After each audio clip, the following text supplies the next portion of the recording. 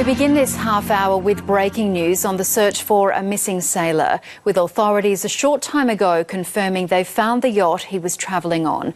65-year-old Keith Jones was last seen leaving Hervey Bay Marina a week ago, but was only reported missing yesterday. Hello, I'm Paul Barry. Welcome to Media Watch. For the last week, the media's been reporting on what appears to be the tragedy of Queensland sailor Keith Jones, who left Hervey Bay 12 days ago and has not been heard of since. That's despite an air and sea search and the discovery last Wednesday of his empty yacht. Police have found a boat washed up on the coast of northern New South Wales during the search for a man who went missing on Valentine's Day in Queensland. So, with a man lost at sea and a search underway, it's vital the media identifies the right Keith Jones. But the one pictured on 7 and 9, who is from Hervey Bay but not 65, is not missing and is very much alive.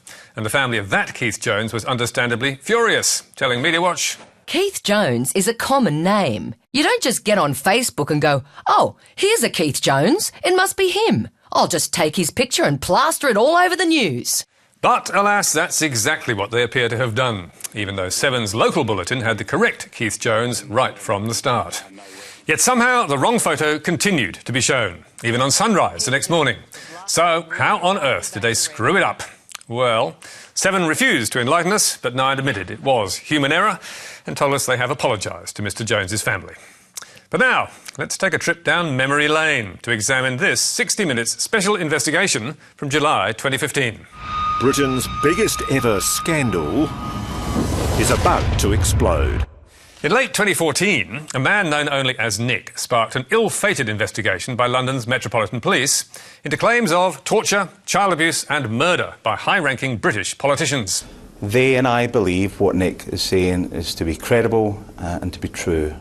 The police investigation later fell apart, no charges were ever brought, and then, earlier this month, came this news. Nick nicked. A man who falsely claimed he had been raped and tortured as a boy by a VIP pedophile ring is to face trial for child sex offences. Allegations by Nick against bigwigs Sir Ted Heath, Leon Britton, Harvey Proctor and Lord Bramall sparked a £3 million witch hunt by police. Even more significantly, Nick may also face charges of fraud and perversion of the course of justice. Prosecutors are considering whether he should be charged for allegedly lying about being abused as a child and then fraudulently claiming compensation for the ordeal. So, what's that to us? Well, without Nick, Australia might never have been treated to that 60 Minutes special investigation, in which the programme's then new star, 5-time Walkley Award winner Ross Coulthart, made this extravagant promise. Without question, the biggest political scandal Britain has ever faced will be exposed tonight. It involves a secret network of the highest office holders in the land, past and current members of Parliament, cabinet ministers, judges, diplomats, even one of the country's top spies. These men are accused of some of the most sadistic child sexual abuse imaginable on hundreds of victims, some as young as 8. Nick was not interviewed on 60 Minutes, but his evidence provided vital support for that remarkable claim. Tonight, we're going to examine that 60 Minutes story, which reported astonishing allegations with very little scepticism or doubt. The 60 Minutes report was built on a number of witnesses whose evidence is now disputed or discredited. In addition, the investigative website Exaro News, on whose work 60 Minutes relied, was severely criticised and then shut down. And Exaro's editor-in-chief, Mark Watts, who made similar claims to Coulthart on Russia Today, lost his job. This is undoubtedly the biggest political scandal in post-war Britain. Watts and Exaro claim to have arranged 60 Minutes key interviews, one of whom is known only as Darren, who told 60 Minutes that, like Nick, he'd been abused in an apartment in London's Dolphin Square by VIPs, including one of Britain's best-known politicians. One of the most powerful men in the land, Leon Britton, should have been prosecuting pedophiles. Instead, according to Darren and other witnesses, he was one of them. He likes boys to dress in women's underwear and then to be in a room alone and discover you in women's underwear and punish you for wearing the underwear. A member of Margaret Thatcher's cabinet? Yes. Raping children? Yes. So, how credible were Darren's allegations? Well, it turned out they weren't.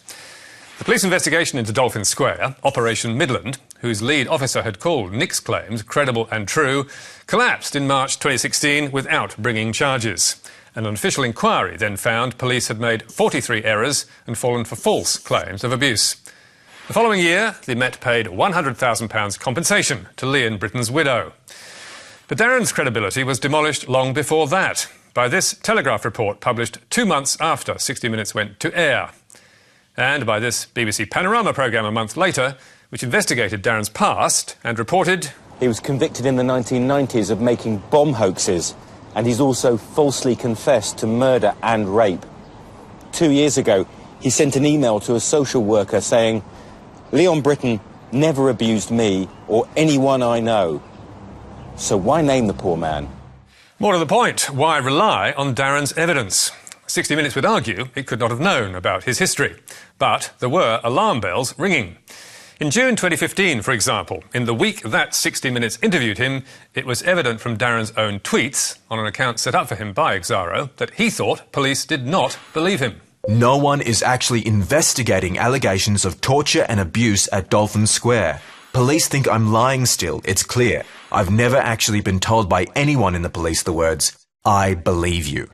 And a little bit of digging by 60 Minutes or Exaro might also have revealed that police and social services had apparently branded Darren as mentally ill.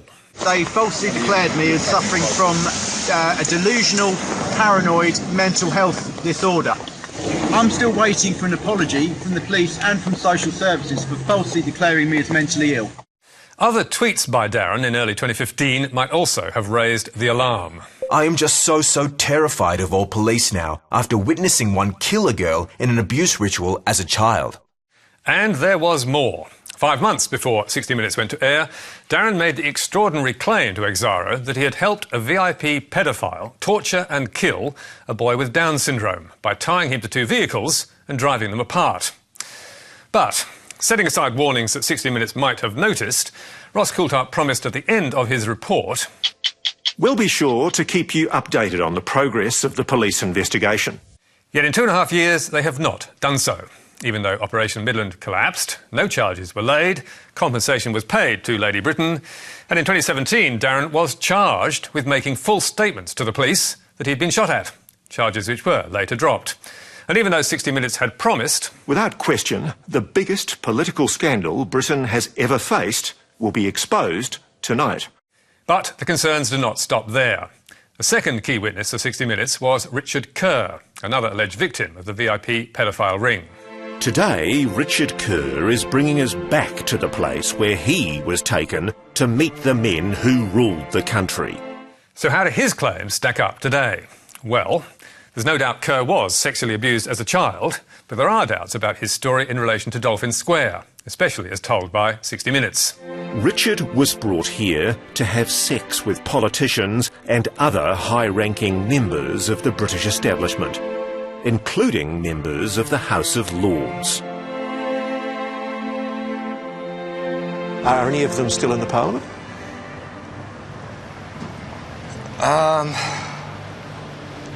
Yeah. Older, very old. Lords. In reconstructing his story, 60 Minutes placed a young Kerr in the back of a chauffeur-driven Bentley and hired a boy who looked 10 or 11 years old to play his part. But only 3 months earlier, Kerr had told Britain's Channel 4 News in relation to his age... I could have been 16, 15, 17.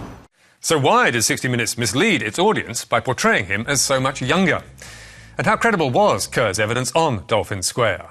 Last year, Kerr's time at Kincora Boys' Home in Belfast was examined by Northern Ireland's Historical Institutional Abuse Inquiry, which concluded... There is no evidence to support his claim that he was trafficked to London, aged 17. The inquiry also noted, in relation to several other claims that Kerr had made... Having carefully examined all the material available to us, we are satisfied that his more recent accounts are not to be relied upon. Kerr hotly disputes that verdict on his credibility, as does 60 Minutes. But it's worth noting that in an affidavit sworn in relation to the inquiry in February 2015, 4 months before his 60 Minutes interview, Kerr made no mention of Dolphin Square. So, how reasonable was it at the time to treat Richard and Darren's claims as fact, rather than allegations that needed to be tested?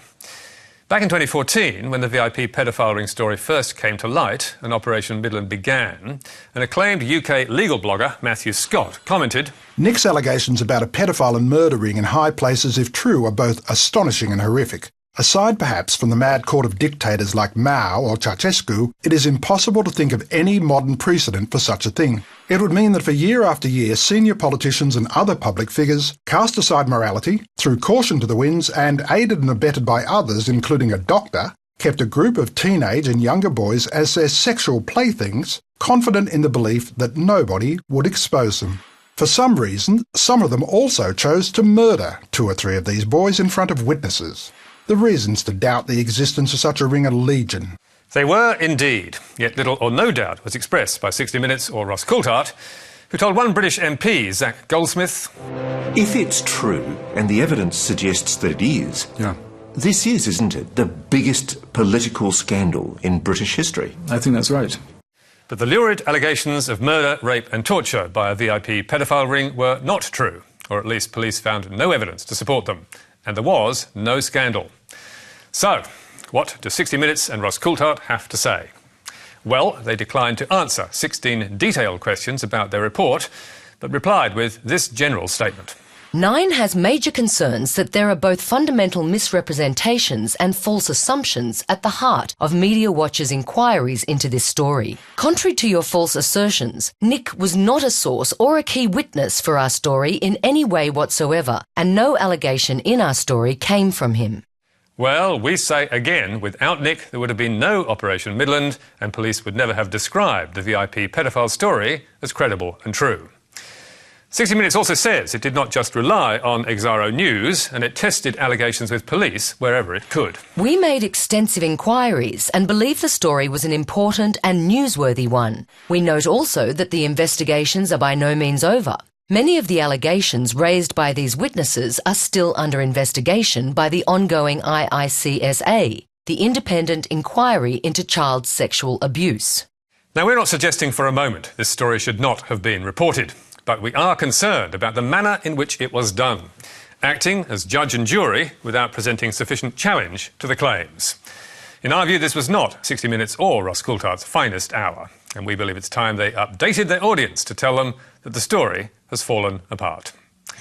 And finally, to the defamation courts and the high-profile case in which a Hollywood actor is suing a Sydney tabloid. Fresh details of alleged inappropriate behaviour by acting legend Geoffrey Rush have been revealed in court. A female actress has accused Rush of touching her on stage during a performance of King Lear, in full view of hundreds of audience members. It was a story in the Daily Telegraph late last year, with the devastating King Lear headline that turned the world's Me Too gaze onto the Oscar winner and prompted him to sue. The case started last Monday, but on day one, Rush suffered a damaging blow. Mr Rush's lawyers had tried to keep details of the newspaper's defence secret, but in a court hearing yesterday, lawyers for Channel 9 successfully argued for a suppression order to be lifted, allowing the Daily Telegraph's case to be revealed. And it was not just details of the Telegraph's allegations. The court also allowed the media to reveal the name of the actress who made the complaint. And News Corp's papers, The Australian and The Telegraph, were ready with the splash. Stop doing it! Court hears allegations Rush touched actor 5 times and confronted her in female toilets. The Telly on trial. News Corp, 9, AAP and the ABC all elected to identify the acclaimed young actress, and legally they are entitled to do so. But we have blurred her face, and others, including Fairfax Media, 7 and The Guardian, have also chosen not to name her. That person never wanted any of this to be public. Please bear that in mind, that the person made the complaint and did not want it ever to be public, didn't even want Geoffrey Rush to know that a complaint had been made. That's somewhat impractical, but that's what she wanted. We think her wishes should have been respected. Splashing her photo on the front page can only cause yet more stress to a young actor now in the middle of a bitter public slanging match. But in the meantime, publication of News Corp's defence has revealed how little it had to back up that front page splash. The Telly did not have a copy of the investigation by the Sydney Theatre Company or the cooperation of the complainant, and was acting on a tip-off from a second-hand source. News Corp's arguing in court that its story was substantially true, but Rush's lawyers say that truth defence should be struck out because the Telly's story lacked sufficient detail. If they succeed, News Corp would be left with a very difficult case to win and the prospect of heavy damages if they lose. So, watch this space. It'll be back in court within weeks, and it could get ugly. And you can read more about tonight's stories, including a full statement from 60 Minutes on our website. You can also catch up with us on iView and contact me or Media Watch on Twitter. And don't forget Media Bites every Thursday. Q&A is up next, but for now, until next week, that's it from us. Goodbye.